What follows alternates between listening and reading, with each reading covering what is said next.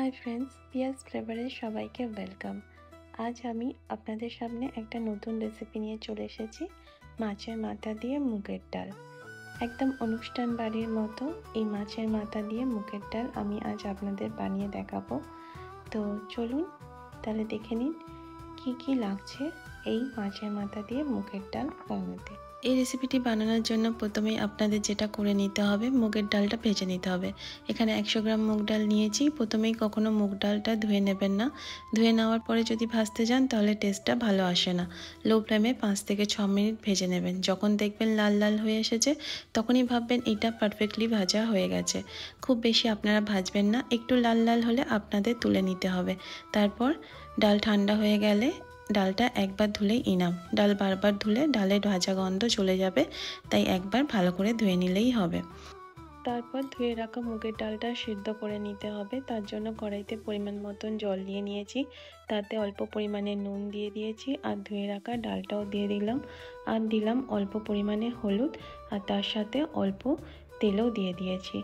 এবার ডালটা সিদ্ধ হওয়ার জন্য আমরা ওয়েট করব।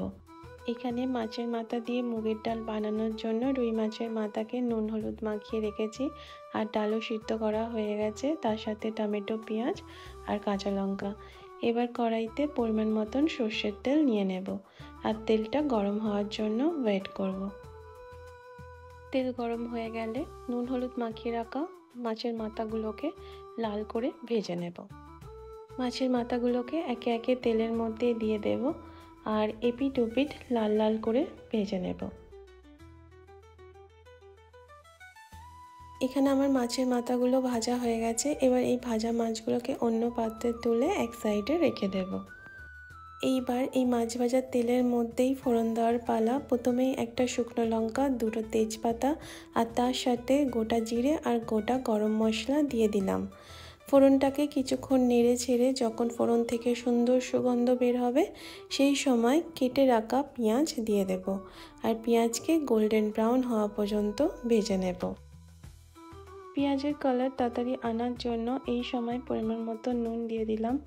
নুন এই সময় দিলে পেঁয়াজের যে লালচে ভাবটা সেটা তাড়াতাড়ি চলে আসে আর সময়ও কম লাগে।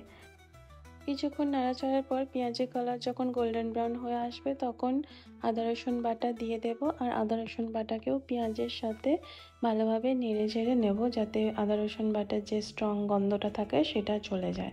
তারপর দুটো কাঁচা লঙ্কা দিয়ে দিলাম মাঝ বরাবর চিড়ে। তারপর সমস্ত জিনিসটাকে ফের ভালোভাবে নেড়ে ঝেড়ে নেব। তারপর কেটে রাখা টমেটো দিয়ে দেব আর টমেটোকেও একটু ভাজা ভাজা করে নেব, যাতে টমেটোর কাঁচা গন্ধটা চলে যায়। তেলের উপর টমেটো একটু ভাজা ভাজা করে নিলে তরকারির স্বাদ অনেক গুণ বেড়ে যায়, তাই তেলের উপর সবসময় আমি টমেটোটাকে একটু ভেজে নিই। টমেটো ভাজার পর যখন টমেটোটা একটু নরম হয়ে আসবে সেই সময় সমস্ত রকম বেসিক যে গুঁড়ো মশলাগুলো হয় সেগুলো দিয়ে দেব। 1 টিস্পুন হলুদ গুঁড়ো দিয়ে দিলাম, 1 টিস্পুন কাশ্মীরি মির্চ কালারের জন্য, 1 টিস্পুন জিরে গুঁড়ো আর 1 টিস্পুন ধনে গুঁড়ো। তারপর অল্প পরিমাণে জল দিয়ে সমস্ত মশলাটাকে ভালোভাবে কষিয়ে নেব, যাতে মশলার গন্ধটা চলে যায়। তারপর অল্প পরিমাণে চিনি দিয়ে দিলাম। এখানে আপনারা চাইলে চিনিকে স্কিপও করতে পারেন। তারপর সমস্ত জিনিসটাকে ভালোভাবে মিশিয়ে নিলাম। তারপর ভেজে রাখা মাছের মাথাগুলোকে ভেঙে নিয়েছিলাম, সেই ভাঙা মাছের মাথাগুলোকে মশলার মধ্যে দিয়ে ভালোভাবে কষিয়ে নেব। তারপর সিদ্ধ করে রাখা মুগের ডাল দিয়ে দেব। মুগের ডাল, মাছের মাথা সমস্ত মশলার সাথে ভালোভাবে কষিয়ে নেব।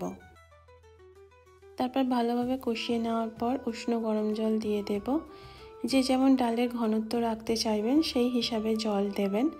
তো আমি এখানে পরিমাণ মতো জল দিয়ে দিয়েছি আর সমস্ত জিনিসটাকে ভালোভাবে মিশিয়ে নিচ্ছি। ডালটাকে 5 মিনিটের জন্য ঢেকে দিলাম। এখানে আগে থেকে যেহেতু ডাল সিদ্ধ করা আছে তাই বেশি টাইম লাগবে না। 5 মিনিট পর ঢাকা খুলে ডালটাকে চেক করে নেব। আমার এখানে ডালটা একটু পাতলা মনে হলো, তাই আমি ফের 5 মিনিটের জন্য ডালটাকে ঢেকে দিয়েছিলাম। 5 মিনিট পর ঢাকা খুলে ডালটাকে ফের আমি চেক করলাম। ডালের ঘনত্ব আমার ঠিক মনে হলো, গাঢ় হয়ে এসছে। তো এখানে আমি গরম মশলা আর ঘি দিয়ে আমার রান্না শেষ করব। ঘি আর গরম মশলা দেওয়ার পর সমস্ত জিনিসটাকে ভালোভাবে মিশিয়ে নেব। গ্যাসের ফ্লেম বন্ধ করে দিয়ে ডালটাকে কিছুক্ষণের জন্য ঢেকে রাখবো, যাতে ঘি আর গরম মশলার ফ্লেভারটা ডালের মধ্যে মিশে যায়। তো তৈরি আমাদের অনুষ্ঠান বাড়ির মতো মাছের মাথা দিয়ে মুগের ডাল।